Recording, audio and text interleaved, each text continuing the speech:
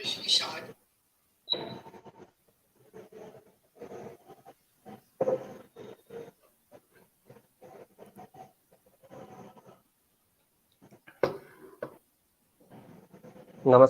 शुभ संध्या आज महासप्तमी अवसर सभी को हार्दिक शुभकामना एबे आमे आज भाव संवाद सीरीज तृतीय तथा शेष अध्याय पहुंची सारी यही अध्याय विषय वस्तु होची history Purana myth a tale of tradition और मैजिक चर्चा करिया पई आम गहन रे उपस्थित अछंती Shri Gaurav Mahanty author of sons of darkness एवं तांका सहित अछंती श्री अभिलाष मिश्र ऑथर ऑफ बासु आगु को बढ़िया पूर्व मो दर्शक मान को जणाई देवा चाहिए जे उभय sons of darkness and Basu हेउची गौरव एंड अभिलाष कर प्रथम पब्लिकेशन डेब्यूटेंट ऑथर हिसाब रे से माने पौराणिक फिक्शन रे एक नूतन चिंताधारा को परिवेषण करूछंती एथि सहित मैं रिक्वेस्ट करबी हम पैनलिस्ट मान को चर्चा को आगु नेबे धन्यवाद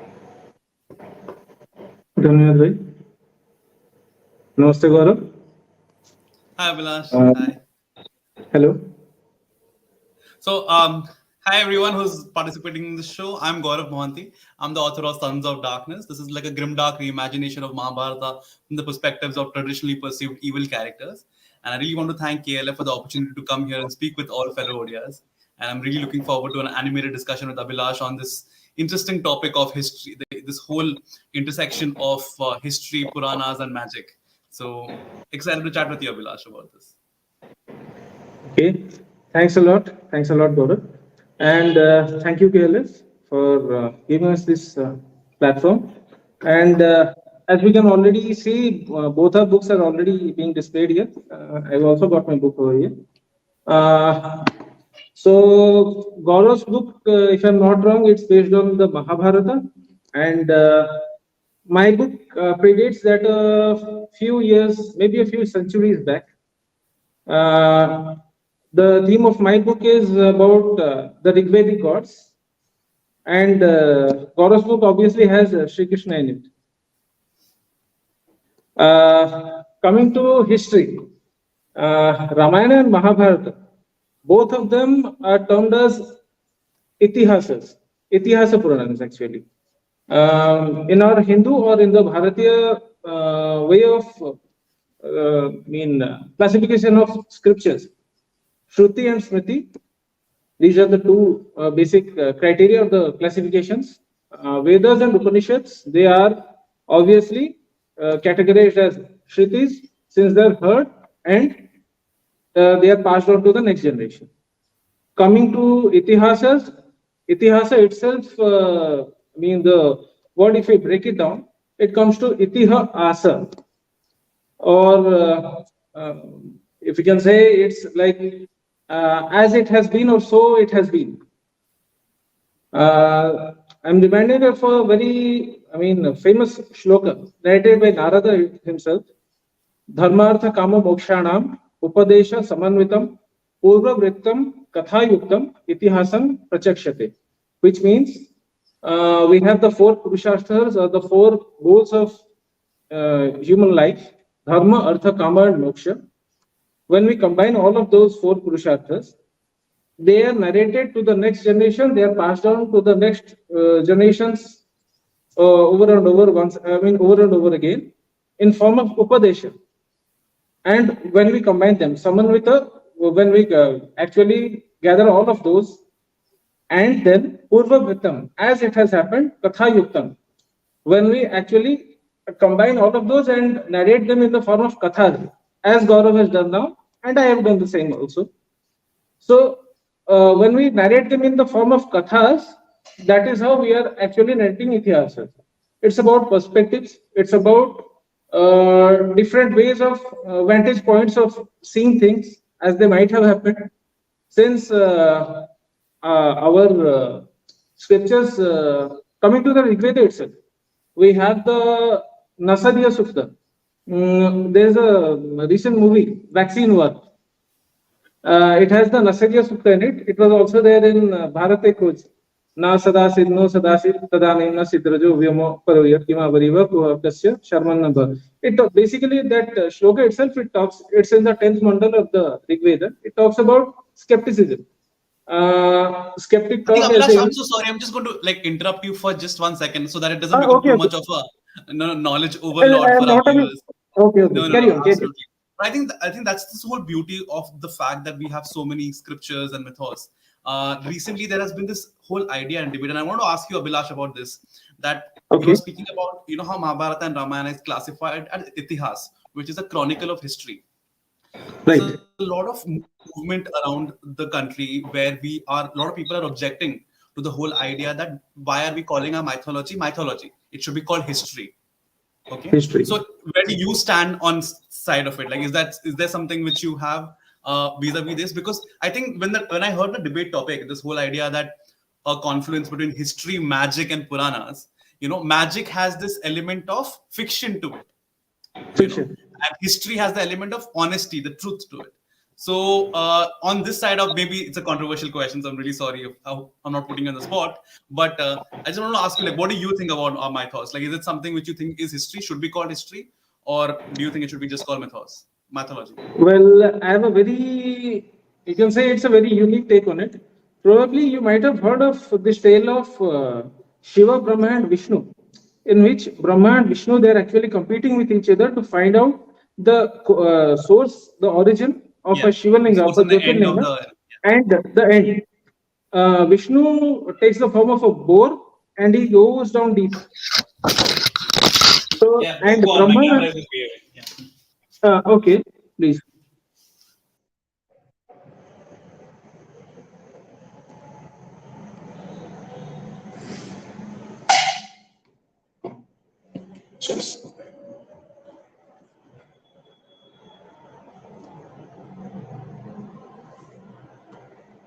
Hello. Should I continue?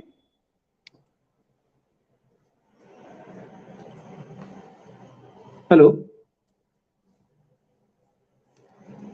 Okay. So coming to the topic, I think Gaurav is back online. Yes. Yeah. Sorry. So coming to the story of Brahma, Vishnu, and Shiva. Vishnu takes the form of a boar and he dives, he digs down deep, just like a historian would do. And when Brahma, he assumes the form of a swan, he takes lofty heights. He still tries to find the truth or the Jyotirlinga. So basically, it's about fiction writers or Brahma, who symbolizes creationism, creativity. Right. He takes flights like anything. He soars up in the skies and he tries to find the end. Similarly, Vishnu, he keeps on digging like any archaeologist or any historian would do. He tries to find all documented proof, all manuscripts, all things that he can possibly find. And yet, both of them, they finally come to the conclusion that the truth is, truth is formless. Yeah. So Yes. it's about fiction and fact marrying each other and finding a common ground. Yeah, I completely agree. Um, I always felt that when it comes to mythology, this whole idea that there is one single history is not correct. Because even if you look at the versions of Ramayana, in the south you have a version of Ramayana where Sita is the daughter of Ravan. In the north you have a different version. Southeast Asia, which was also predominantly filled by Vedic people, because the we have ancestors of Hindu Praram were and called. Pralak. Correct. Correct. Please. So even they have a very different version of Mahabharata and Ramayana. So to classify one single version of the Mahabharata as a single truth, or one version of Ramayana as a single truth, I think is disrespecting the imagination of our ancestors. That being said, I do think that these books or these itihasa that exist, they're a reflection of the history of that time combined with fictional elements. See, for example, Ramayana speaks about Ayodhya exists. Their civilization did exist. Now, whether Lakshman shot an arrow into the sky and whether that burst into flowers, that might be something which is debatable, which might be probably the imagination of our ancestors rather than outright magic itself, right? Or maybe it did Correct. exist, because magic is nothing but unexplained science, right? So when it comes Unexplained to, science and unexplained technology, or you can say engineering exactly. projects of those times. So I think since we can't time travel back to the past to actually confirm this, so it's mythology is a beautiful world. We don't have to treat mythology as a bad word and say no, no, no. Our Indian mythology is history. So I think this whole movement that has started to kind of say that no, no, no, it's history and stop calling it mythology. Because I remember when I started out with my book Sons of Darkness, and whenever I used to say it that it's a mythological retelling, I used to receive comments like, "No, why are you calling it mythology? It's our history." And then I was like, wait, your history might be very different from a history of Odia, and a very different history from that a Tamilian might have gone through, you know. So it's because, like, let's say India's history is completely filled with Ashoka's victory over Kalinga. Everyone remembers Right. Kalinga. The one time it lost to Ashoka. Okay, but for us Odias, our history is Kharavela taking revenge. When Kharabela went to Magad, brought down the Mauryan dynasty, like the last king of Mauryas, bent down his knee, right? So that was history for us. I just feel that history also depends. It's subjective because of the perspective involved.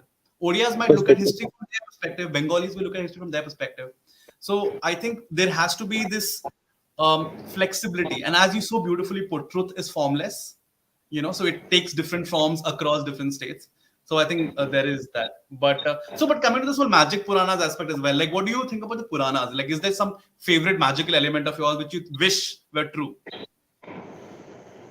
For me, all Puranas are true. Yeah. No, in a sense, like, there's a Because magical element. then, Yeah, yeah. talking about magic, let us say we can take the case of Bhagirath, who brought down Ganga right from the heavens onto the matted locks of Shiva, and Ganga comes down to earth.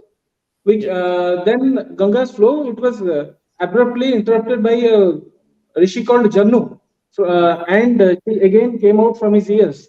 That's Yeah. why she got the name Jannavi. Yeah. So we have a lot of, names and metaphors like that. We can assume that bringing down Ganga from Gangotri, or even beyond actually, from where she originates in the Himalayas, it could have been a massive engineering project which took Exactly. Like a generations metaphor of for that. people, generations Yeah. of kings. Bhagirath, his father, his grandfather, there were a lot of people. He had to not revive, he had to provide salvation to his ancestors, 60,000 Correct. sons of Sagar. And you can assume that it was a massive engineering Yeah. project It which might we have been a dam. undertook. You never know. You know. Then And for we them, hear the of heavens might be Vritrasura. mountains. He had blocked all those waters. The reason Indra is called Maghavan is because he is portrayed as great. He's the one who brought all the rains. It could have Yeah. been him releasing the rivers. Yeah. Yeah. He released the cows, he released the rivers. It's all about agriculture, vegetation. It's about life. So Correct. all Puranas are true. Yeah. No, but see, that's where a lot of people differ, right? Because you are reinterpreting this and giving it a science perspective, which a lot of people do. Because someone might be writing it poetically and saying that Bhagirath got the waters from the heavens, and for them, heavens might be the Himalayas because it's at such a height. For them, it must be really tall, and for them, it must be heavens. So, getting a water from the glaciers there, like Gangotri, must be like getting the waters from the heavens. So, we are giving it a logical perspective. There are a lot of people who believe no, it doesn't have to be given a science perspective.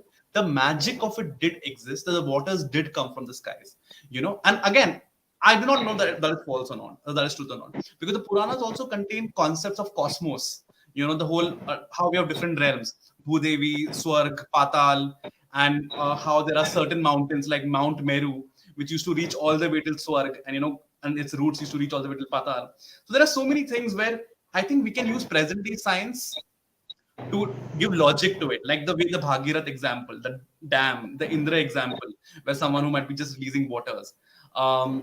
Agni must be a representation of someone who, I don't know, invented fire or discovered how to do the Flintstones thing. Angira, he So, was the first Rishi yeah, yeah, see? who So, came up with the idea of fire.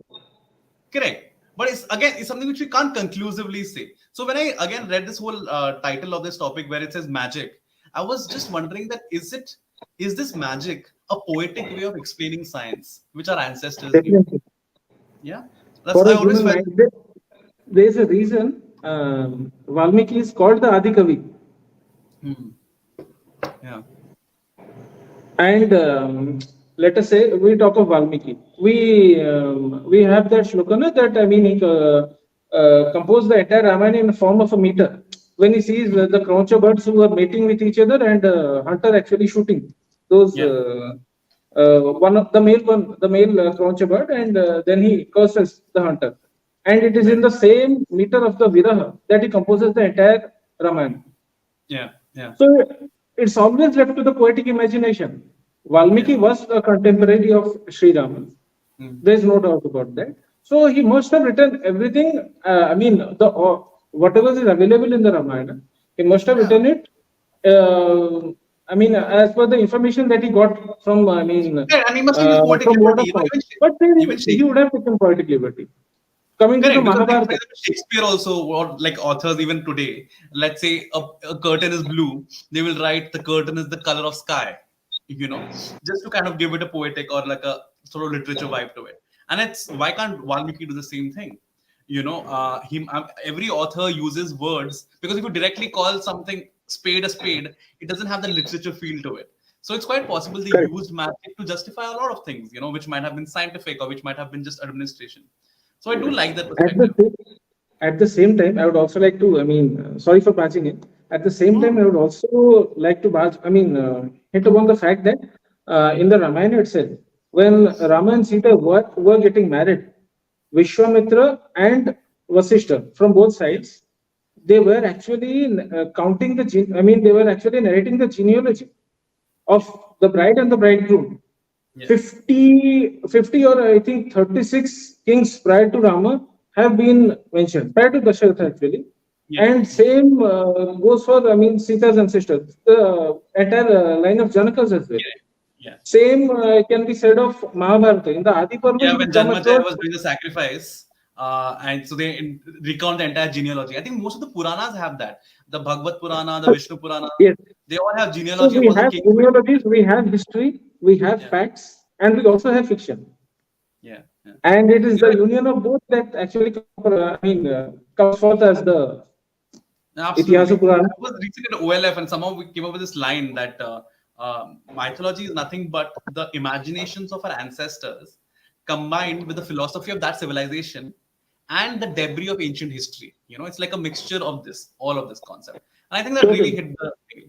So let me, like, since we are kind of agreeing on this one, let me slightly go a little ahead and talk about the way we are reimagining. What do you think about these retellings that are constantly being done from different characters' perspectives? Which might not have existed in the original Mahabharata. And before I actually give the floor to you, so it's interesting, guys, for a lot of you people who might think that no, we should not reimagine Mahabharata, should not reimagine Ramayana.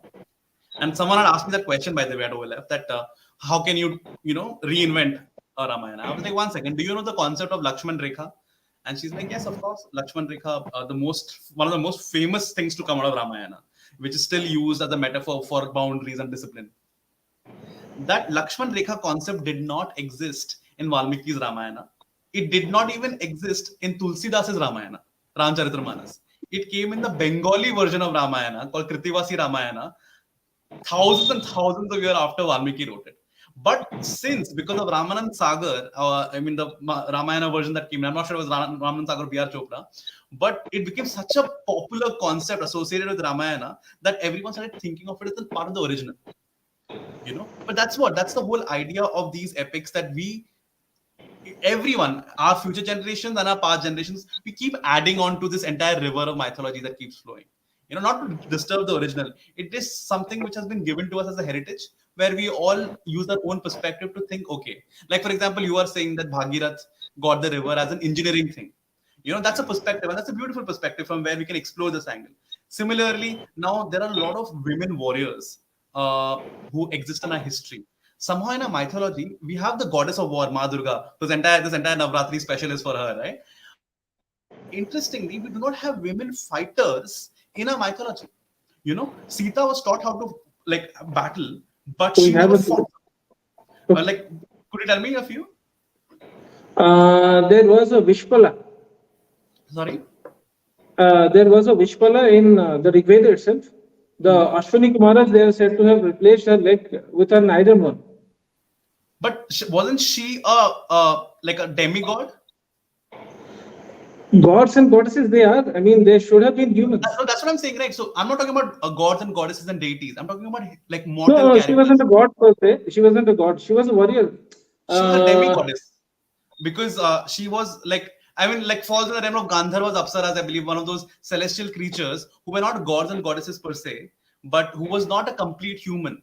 Like, for example, you have Kaikai, who was taught the art of warfare. She rescued Dashrath from an army, was a charioteer. You have Sita, who was taught by Janak how to fight and sword, but she never actually fought someone. In mythology, I have only found one woman. I'm glad that you're telling me one, but I felt that I was a demigoddess. Even Gandharva women, by the way, used to fight a lot. Like they were considered warriors. But Gandharvas were again Gandharvas are also, Gandharva, the raga itself, Gandharva, they are supposed to be exponents of music. It's exactly no, but they were and also like warriors, very good warriors because they also tamed they Karna and probably came Duryodhana. from Gandhar, Hmm. Kandahar in Afghanistan today, which was a part of ancient Bharat. Correct, correct. Then anyway, So, in that sense, but uh, they become. My original point being that you don't have mortal women who are warriors in our mythos, at least from my research, which I've come across. You have deities and you have these celestial creatures, but I've not come across my research wise any woman except Krishna's third wife, Satyabhama, who was this Satyabhama. excellent swordswoman who fought Narkasur in the, when we talk about Rakshasas, it's always, the Ravana, the king, the Rakshasa king of the south. But a lot of people do not know there was a beautiful Rakshasa kingdom in the northeast, which was called Pragjyotisha, present day Assam.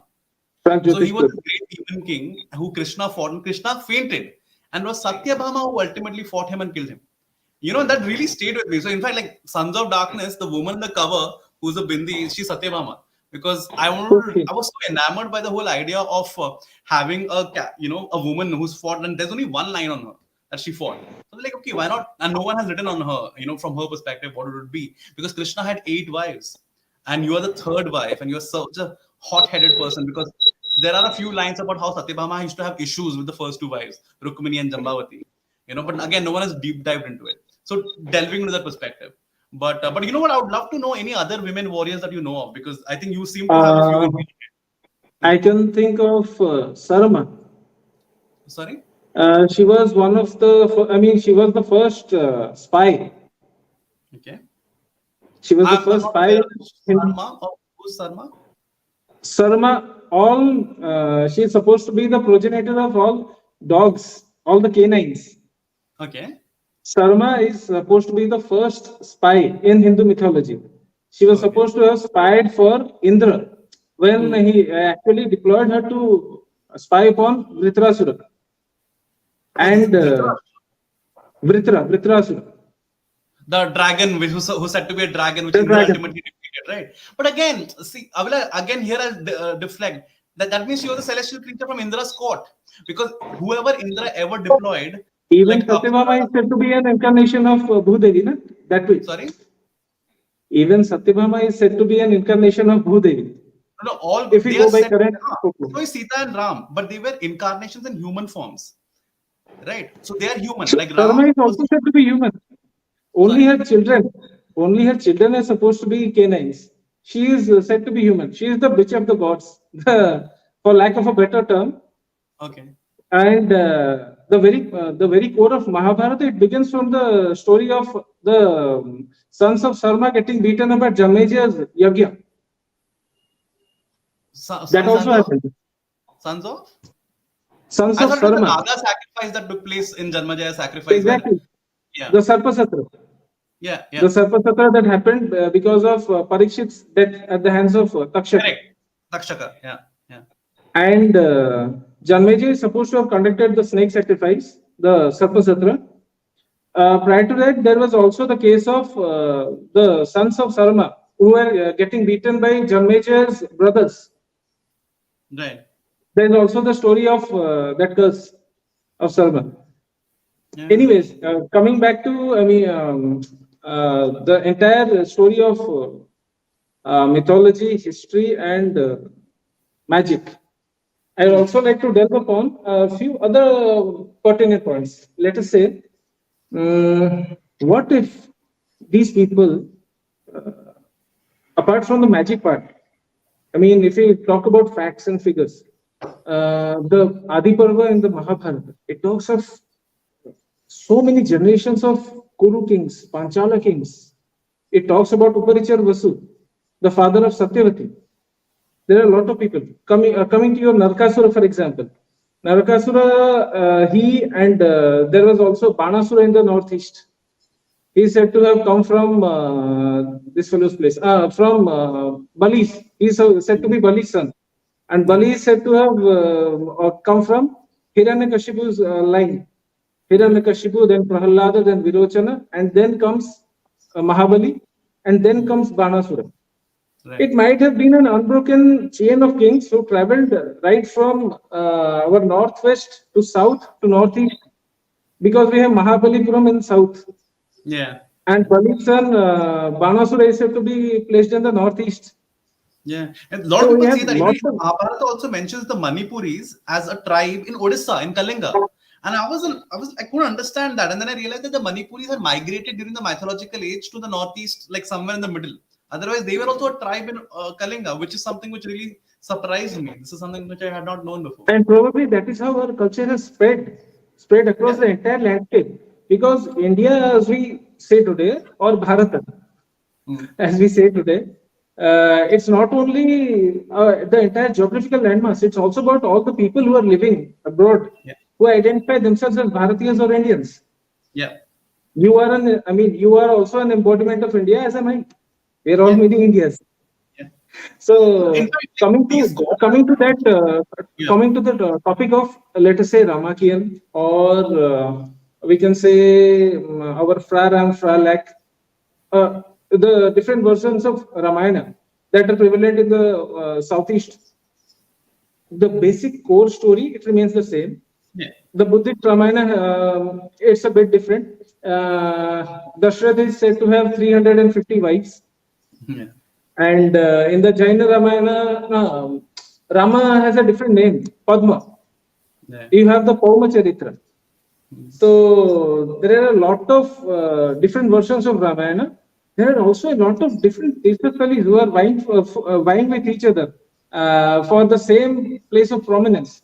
Let us say Yeah. you talk about the 12 Jyotirlingas. Hmm. Vaidyanath Jyotirling, which is, obviously it's of Shiva. It's three. There are three places in India who are actually competing with each other, just like the Rasagulla. So that also happens, and it's good that this is happening because everyone is claiming a part of the same culture. Yeah. Yeah. When we actually talk of the numerous number of retellings of the Ramayana, of Yeah. the Mahabharata, of all other Puranas, we are actually sharing our small bit of connection to those ancestors who Yeah. we had in the past. Our Right. history, which is actually translating into fiction and becoming part of myth, and Yeah. the same flesh and bone characters, they are actually getting deified, demonized. They are getting, Yeah. blown out of massive proportions. They are becoming rakshasas. They are becoming devas. It's like, Yeah. an entire world altogether. Yeah. Yeah. I mean, it's not something which is anyway endemic to India because across civilizations, whenever there was Across a the belt. villainous strive, they used to be demonified.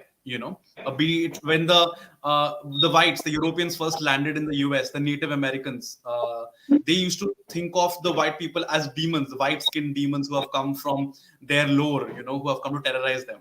So I think that has always existed in terms of, and then suddenly we treat them as okay, these blood-sucking rakshasas who are cruel. But just returning to one point which you were mentioning in terms of our culture and our history and our mythology spreading across the entire Indian subcontinent, the beauty of that is it's not from the travelers, people traveling everywhere. It traveled across countries and continents where our gods became something else. Very similar though. Like for example, Indra became Zeus in the Greek pantheon with the same powers and the same fickle nature. Both of them were womanizers, go and constantly getting themselves in trouble, and getting cursed, and again they had a very elemental pantheon. They had a fire god, we have a fire god. Their main god was, and then again that went to the Vikings, the Norse mythology, where again the king of gods, Thor, was again a god of lightning and thunder. So it's something which the similarity is beautiful. A lot of people say that Ma Durga's worship became in the Mesopotamian civilization Isharte, and it ultimately became Yeah. Aphrodite in the Greece, right? And it's just amazing to see that like the culture which was there in the Harappan civilization spread to obviously South India and the North East India, but it So also all spread. those trade routes to sea routes. Yeah, yeah. And a lot of people, again, similarly, they keep harping about Silk Route. When I go for my sessions around here, and I keep asking them that, do you know about Silk Route? Everyone will raise their hand and say, yes, I know about the Silk Route, the China Silk Route which existed. Then I will ask them, did you know of Uttarapath? Okay. And none of them will have any idea. And this is something which I feel we are feeling as history, because Uttarapath was this, for those of you who might not know, Uttarapath is this ancient trade route which went from Tamralipta in Kalinga, present day Bengal, all the way till Takshashila in Afghanistan, probably in Gandhar. I'm not quite sure where exactly, but there. And it Actually, was a massive trade route. And then it was redeveloped by Ashoka.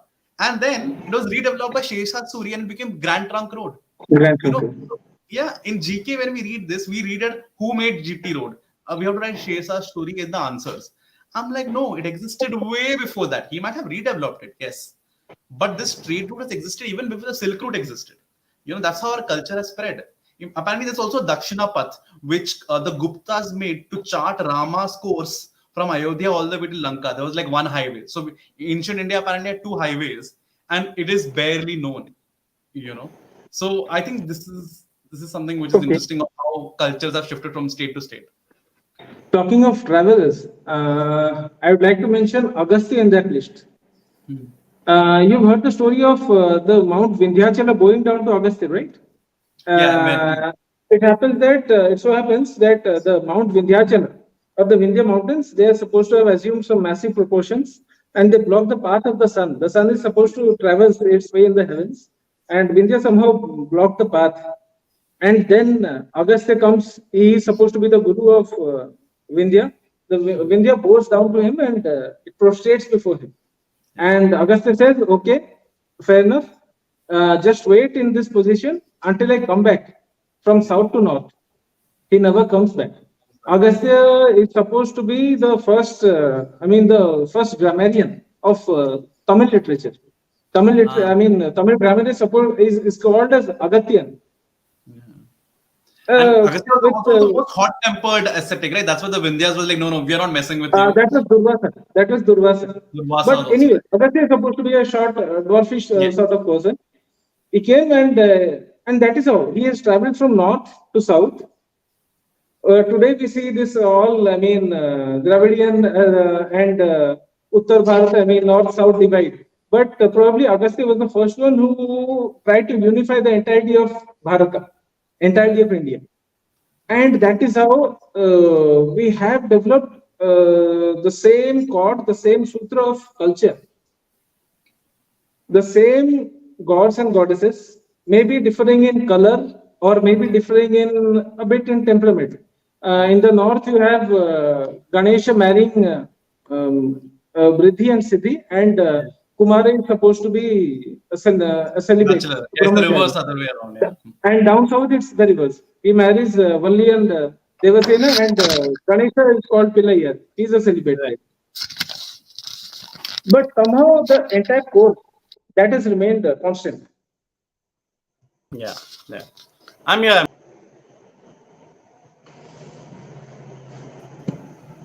Yeah.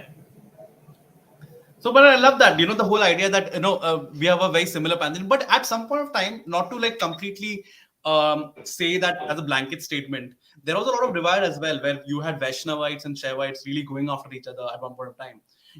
When this whole, so earlier we used to worship the pantheon, the elemental gods, Indra being the leader of it.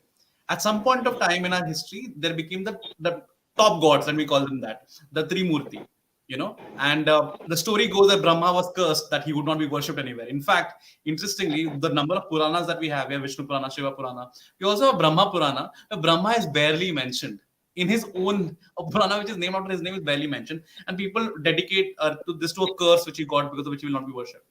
But that being said, when the cult of worshipping Vishnu and Shiva grew, these guys became kind of enemies with each other. The Guptas were patrons of Vishnu. And so there was a lot of problems that Gupta Empire had with the worshippers of tantric philosophy, who were considered ghoris, who used to worship Shiva. And then similarly, then you had kings who worshipped Shiva who came to power. And then Shaivites got the patronage, and there was some class divide there. But this is a blink in the entire historical map. But more or less, the pantheon of gods that we have worshipped, Ganesha is worshipped in Odisha, Ganesha is worshipped in Maharashtra. Durga Ma is worshipped across the country. So I think, given that we are all so different when it comes to state, languages, culture, civilization, everything else, the fact that we have a similar god structure, I think that's amazing and beautiful. Totally amazing.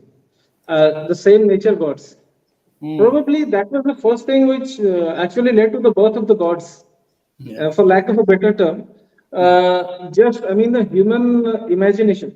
Look at the plight of some person around 5,000 or 6,000 years back, he would have looked at the sky and it's raining fire, something really bright coming down from sky and hitting the trees. Yeah. Okay, that is Indra for him. And Yeah. the moment it touches the bolt of lightning, it touches some trees, instantly it's fire. Yeah. Fire, which is always, going to the top, Yeah. and Agramukhi becomes Agni. It rises to the top. Yeah. When he travels to the waters, he sees Varuna. It's like, an entire unseen, unnatural world, which is, just happening in front of his eyes. And he tries to accord them names. He tries to give them some names so that the people, the gods, the primeval forces, they become familiar with him. And he gets to He know them and justify their starts existence to his own mind. Because suddenly imagine you're born into a world where you can't make sense of why things are happening around you. So you don't know the laws of physics then. So you kind of attribute it to divine force, which might be behind it, but he attributes it to deities and anything which he can't see. Like India has God for everything. We have a God for machines, like we have Vishwakarma, which is funny because sometimes he's a mortal We who's have a a great goddess for architect. smallpox, Shitala Devi. We have a god of like apparently thieves as well, Lavanai. In some certain cultures is worship. So it's beautiful that we have like whatever we saw around us, we kind of deified it, and depending on your personality, your perspective, what you like, you worship them. Like blacksmiths used to worship Vishwakarma a lot. That was their major deity. The Warriors when Rigvedic god for that was Twastrik. Anyways, coming back, please Twaster, yeah, continue. yeah, Twaster, right? TVASTR, yeah. And when Indian army goes out to fight, they always say Ma Durga ki jai, because that's their becomes the patron deity. So depending on your different professions, everyone worships different gods. Like businessmen would worship Lakshmi. So it's amazing that we kind of created this beautiful pantheon, or maybe they did exist. I'm not saying that they don't, but the whole idea that every facet of our life we attributed to someone a divine power who we could worship so that we can stay on the line and be good and do Be good to thankful. the society around us. So yeah, I think that was pretty cool. Coming to that, I'd like to harp upon the concept of the Lokapalas, or else the Hmm. Dikpalas, for example. The Hmm. Dikpalas, Indra is supposed to be the guardian of the East, Least, yeah. and Ishana, you have the Dikpalas, Ishanya guys, Kona is basically directions, just so that everyone knows. I know that direction. sometimes we are too passionate, so Ishana we. is in the northeast. So You one talked second, about Abhilash. So sorry, I'm just northern. interrupting you for 1 second. So Okay. guys, sometimes we get passionate and we're talking about terms which you might not know. So Dikpala basically means the direction. So there are guardians who have been instated for each direction. So that's what Abhilash is talking about. Just so that in case you guys don't get lost. Please go on, Abhilash. Dig means Disha. Yeah. So the eight directions, cardinal directions, and the other directions. Yeah.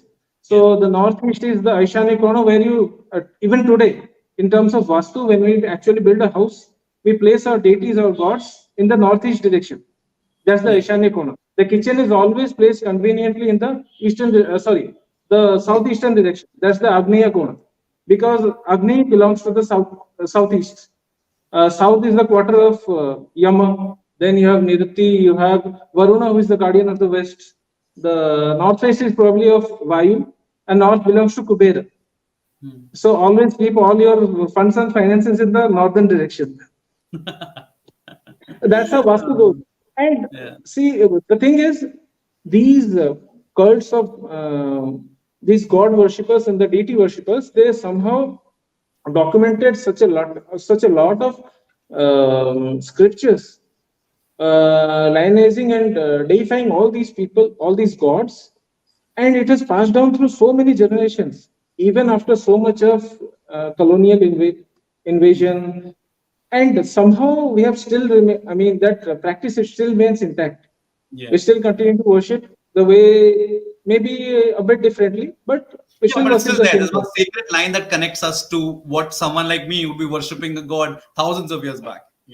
Thousands And of I them. think that's amazing because almost every other civilization, every other, be it the Egyptians, the Norse, the Greeks, their entire civilization has crumbled. That those goddesses are no longer worshipped. That civilization, they've been completely shifted to something else. But I love the fact that Indians, most of us at least, who have that one common thread that goes all the way back, and I think that's just really amazing. Now even the Norse and Egyptians and Greeks, they are making a comeback in Marvel. Yeah, that's true. That's true. I'm glad because of that. I You think have people are no time. figuring out. Yeah, yeah. But now Thor is more So fun with hair rather than paganism his. is making a comeback. Polytheism is making a comeback from bland and boring monism. No, monism is good, by the way. Anyways, talking about some other topics, not other topics actually, a topic which you talked upon.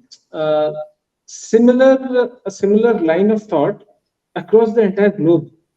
You have heard of the antediluvian myths, the flood Sorry? myths, the No, no. flood, the Flood divine myth, flood, yeah, of course. Flood Matsya, myths are same everywhere, from the Sumerian to the Indian to the everywhere, Manus. across all cultures. But In then even that Sumer, matches science, Mesopotamia, right? you have Utnapishtim, No, no, but you before have we go to the Deucalion in Greek mythological mythology. aspects, even in science, geological history, these that completely matches our history, and it is proven that you had cyclical ice age with a normal Meltdown. age, right? And between each Paleolithic age or Neolithic age, you had great floods, which was cyclical in nature, and that kind of really led to the movement of all the land masses, created continents and whatnot. So in that sense, it's flood myths is fine. The fact that it's similar across civilizations, which I'm sure you will elaborate on right now. But the fact that I really want to ensure this that this people know geographically it's true. I don't know if Manu really built an ark or Noah built an ark and transported a bunch of animals and species. But the fact that big, huge tsunami like floods did occur and they completely changed a lot of civilizations, drowning few, creating a lot more. Like Dwarka was said to be submerged in a flood. Atlantis is said to be submerged in a flood. So you have very similar narratives across civilization. I'm so sorry, Abhilash, for interrupting you, but I just wanted to bring in this geographical Correct. perspective. But please go on. You're talking It has about happened. flood. It has happened entirely across it has happened across the world. Yeah. Bible mentions it.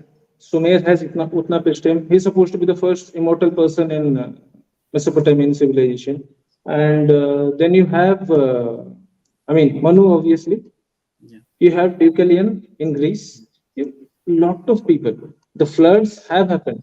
Maybe it's about, traders exchanging stories of cultures. Or maybe some aliens Cyclones came are and Odisha is gave us a cyclone vessel. zone, so floods are also happening. Floods, cyclones, these keep on happening. So floods might have been quite in fashion those days. Yeah. So a lot of, culture. There has been a lot of exchange of culture. Mm. Yet somehow the core of Indian culture has somehow remained intact. Yeah. If we say in Hindi, "Parat pe parat chadti gayi," पर core that has Yeah. remained the same. Yeah. If we still unearth it like a Varaha, we'll still find the We'll same core find it. truth. Yeah. Yeah. I think I really love that, and especially that, and this is something which exists across religions. I mean, of course, worship of gods might be something which is specific to Hindus, but the stories of Mahabharata, Ramayana, and the Puranas is something which spreads across religions. Like my Muslim friends know about Mahabharata, my Christian friends know about Ramayana. So I love the fact that across all religion, these ancient Puranas and texts are our legacy that we all inherit, regardless of what gods we worship. So I think that's something which is very beautiful when it comes to an Indian perspective. That you will not find seriously in any other country. I mean, of course, America, for example, has a lot of cultures, but that dwells with absence of God rather than belief in God per se. Because India believes in God. That's our secularism as well. Like France has the concept of secularism, which means absence of any religion at all. India, B.R. Ambedkar was, I mean, all the constitution makers were very clear that we won't have an absence of religion. We will respect every religion because that's the Sanatan Dharma concept that I respect your truth, but I have my own truth. And I love that concept that exists. So I guess this is, I mean, I know we're reaching the 15-minute timeline, but this is where the whole confluence of history, magic, and mythology happens. The Puranas happen, and that's what happens in our books as well. When like just to take a minute over I'd talking like about. to comment for a bit. Yeah. I would like to elaborate a few things. Coming to non-theistic people, non-theism or the disbelief in any sort of deity or god, Yeah. that is also there in Indian culture, by the way. You have the Charvakas. In Greek mythology, in Greek culture, you have Epicureanism. And the Jaina school of thought, they, they have complete disregard for a god. I also mentioned this Nasadiya Sutta. it talks of, I mean, it even talks about skepticism about, I mean, the concept of a creator God. Even the creator God, maybe he is not omniscient. He might know that he might exist. He might not know it as well. So, anyways, I mean, it's all about human perspective. It's always about your vantage point. Some people identify with a god. Some people identify with shunya, nothingness. Yeah. And some people, let us say, I mean, Adi Shankaracharya, the current form of Hinduism, we owe it to Adi Shankaracharya. He talks about Advaita, the same person who has, I mean, his Digvijay Yatra across India from the age of 16 to 32. That person has traveled. In this Bhavani Ashtakam, he talks about Aranya Sharanya. Aranya means forest, Sharanya means Sharana, or you can say a place of residence, a house, dwelling. So he is invoking the same goddess, Bhavani, whether he is in a forest or whether he is in a dwelling of any person, a king or, I mean, poor person also. So these people somehow they have tried to gel all of India together in one sutra. That has happened. And he talks about Advaita. Advaita means monism, one single deity or one single god, but he does not disregard. The same person talks Shivoham, Shivoham. He says this Nirvana Shatakam. He has this Bhaja Govindam Mudhamate. He has composed so many, I mean, couplets. He has composed so many songs about the, I mean, deities, about the endless and the formless divine. He talks about them also, but he talks, I mean, he pays equal homage to all the forms, and he talks of a single God also. Nice. We might also accept that, I mean, there is no creator God. So that's all. I mean, it all depends upon the person. But anyways, coming back to our history and mythology, call it anything you want. We love it. That's the Yeah. only, I mean, sutra Yeah. that, I mean, holds Just us cherish together. it, rejoice in it, revel in it, and just celebrate it all the time. So that's the whole idea of these times. Bara So Masha anyway, Tera Parva. so I think that's what, like, just to like take a minute to talk about the book. So this is like the Sons of Darkness. This deals from the perspective of Mahabharata, from the perspective of Shakuni. And here is Vasu also. Yeah. So then, for example, like Hopefully, we get characters to like share our Eklavya. books with each other. I'm sorry. Hopefully, we'll get to share our books with each other. Yeah, it would I be would love to lovely. read Sons of Darkness.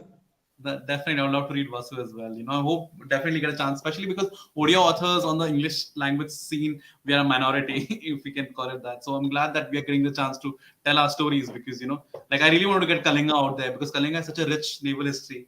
I went to Manipal for a recent fest and I asked someone, so Bali Jatra, and I asked how many Odias there in the house. And there was one Odia girl, and I was like, so I asked, do you know about Bali Jatra? She's like, yeah, I love Bali Jatra, I've been there. I'm like, great. Do you know why is it celebrated?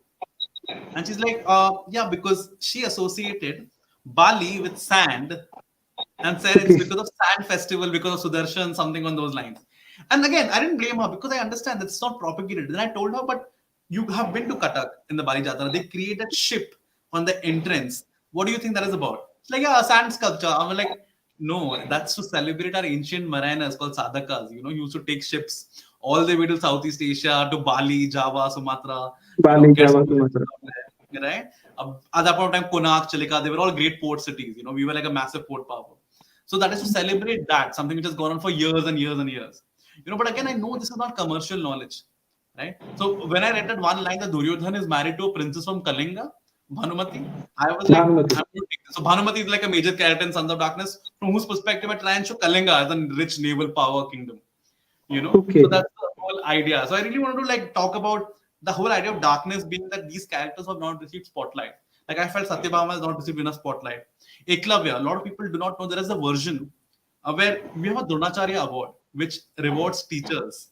For me, I feel personally that is wrong because Dronacharya as a teacher abused the trust of a 9-year-old kid and asked him to cut off his thumb to protect his favorite student for whatever reasons. It might be political reasons or whatever it is.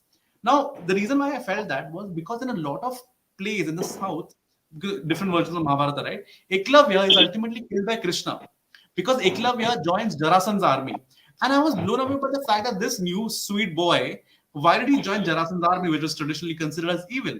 And then I realized 1 second when he became older, 21 or 19 years, and then he looks back and says, wait, that teacher who I trusted, who didn't even actually teach me, because I was just looking at his clay idol and learning on my own, he asked me to cut off my thumb as Guru Dakshina. Then how cruel can that action be? So as from I'd like to come in for a bit. yeah, He is a bit of trivia. Our Ekalavya, he is also a cousin of Krishna, by the way. His father Hiranyadhanu, yeah, I thought it he was belonged Cavalier. to Hmm. his father was Hiranyadhanu, and he was kidnapped. Yeah, He was kidnapped by the Nishadas. He yeah, became the king of the Nishadas also. But yeah, that is how things are. There's always a destiny that shapes our ends. yeah. But then So he again, was in destined to be killed Mahabharata, by I feel Krishna. everyone is related to everyone. It's like Krishna is related to half the people. Krishna is also related to Kunti, Arjun, everyone else. It's just Everyone, Jayadratha is also everyone. related. So I think the North was a very close knit family in that sense. But then I really like the whole idea of the fact that why did Eklavya turn so dark, and get perspectives of these characters. Like what was there going on in their mind. Shakuni is always portrayed as this guy with bad teeth. Is always limping in our TV That should shows. have happened. He should have been a Pashtun and a tall person because he comes from Gandhar. Kandahar. Exactly. So they're naturally built that way. With those blue eyes and a really tall and baritone. Correct. Maybe someone like Amitabh Bachchan or something. Or not with the voice. But I definitely think that since he comes from Gandhar, there's be a lot of tribal that hardness in him, like Babar had, for That example. Just to coffee nose, those correct, sharp cut correct. eyes, that should have happened. Somehow they portray him with a limp and very Yeah, weak. to give the whole Somehow I don't like. limp part I get because there are a lot of stories which say that Shakuni had to cut off, like Shakuni's father cut off his thigh, a tendon, so that that pain constantly reminds him to take revenge. Because of the fact that they were all imprisoned in one place, Shakuni's family's entire cousins, But and those that cousins again all is local. I mean, that sorry. story is that again. I mean, See, that the thing story about itself is local a part of myth, I feel locality, you can say, or locality.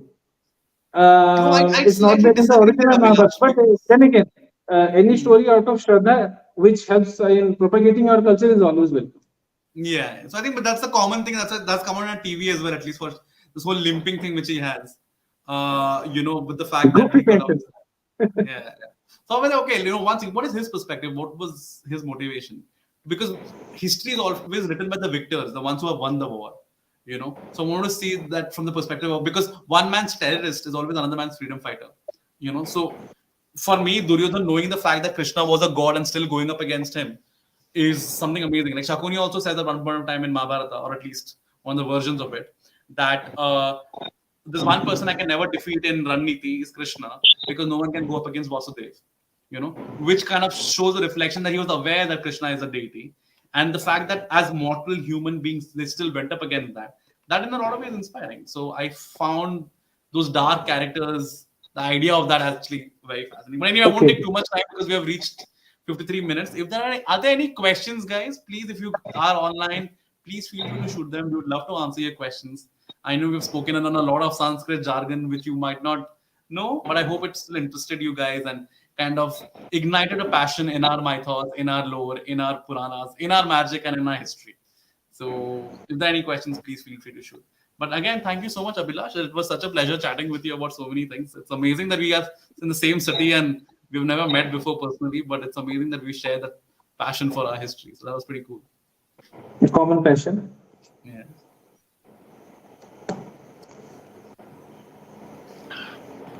Okay. I gave my final comments. Somiranjan, our very dear coordinator and the one who introduced us, asked us to give final comments, but unfortunately, I already gave it. So I'll set the floor open for Abhilash. Abhilash, if you have any closing comments, please feel free to shoot. Not much to say. I mean, but still, then a lot, a lot of things to say. Yeah. So it was actually pleasant to talk to another fellow avid reader. Talks about, I mean, it talks volumes about the way you speak about these characters, about these deities, about these demons. It speaks volumes about, the massive amount of time that you are devoted to studying these characters.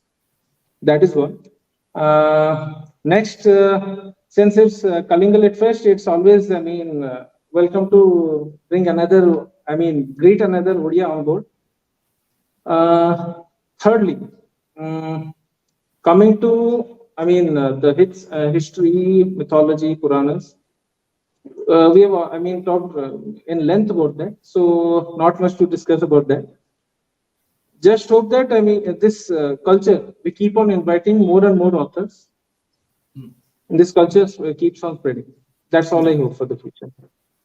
Absolutely, I agree. Perfectly, beautifully put. Thank you so much. I think in concluding line, I would just say one line that Rasgulla is Odia,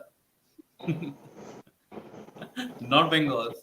But with that being said, I love the fact that we're sharing it now. So it's I think Indian government kind of played a grandfather's role in giving both of us the prize points there. So Both of us. So it's yeah, also about history and mythology, right? Both yeah, of we us are share it. sharing the Yeah. same core, but a different color, Exactly. white and red. Perfect. Thank you so much, guys. Thank you. Thank you so It was much. a Thank you so much. Thank you so much. Thank you. Thank you.